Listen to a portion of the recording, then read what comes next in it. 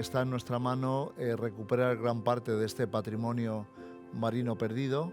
Lo podemos hacer en 3 generaciones para el año 2050, pero tenemos un corto plazo de tiempo en el que vamos a tener esa posibilidad.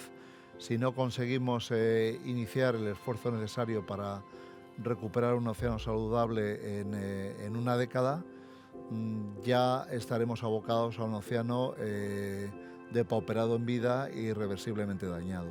El exagerar de alguna forma los problemas, todos los problemas a los que nos enfrentamos, muchas veces se hace intentando motivar a la población a tomar posiciones responsables, pero en el fondo en muchos casos se presentan los problemas como tan absolutamente difíciles de solucionar que lo que se consigue es exactamente lo contrario. Se consigue una actitud de apatía y lo que estamos llamando ahora ecoansiedad.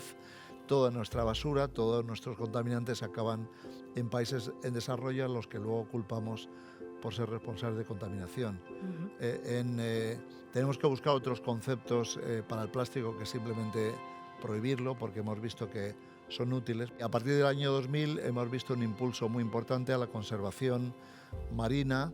Por ejemplo, en el año 2000 la superficie del océano que estaba protegida era solo un 0,3%. Y en tan solo 20 años esta superficie ha crecido hasta casi el 8%.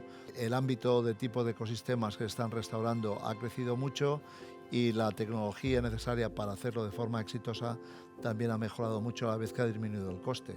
Y ahora hay un nuevo motor de impulso a este esfuerzo de restauración de los océanos, que es las actuaciones para frenar el cambio climático, que están reconociendo el valor de ecosistemas costeros como manglares, praderas submarinas y marismas como grandes sumidores de carbono, cuando se moviliza el sector privado para jugar un papel positivo en conservación, jugar un papel positivo en cuanto a acción climática, tenemos muchas más perspectivas de éxito que si simplemente esto se deja en manos de los gobiernos. En el año 2030 se calcula que el mercado de la sostenibilidad va a ser de un tamaño en torno a 30 billones nuestros de euros. Es decir, es la mayor oportunidad de negocio desde la revolución industrial.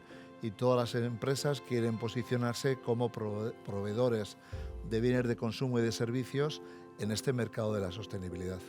Tenemos todavía una capacidad enorme de producción sostenible de alimento en el océano.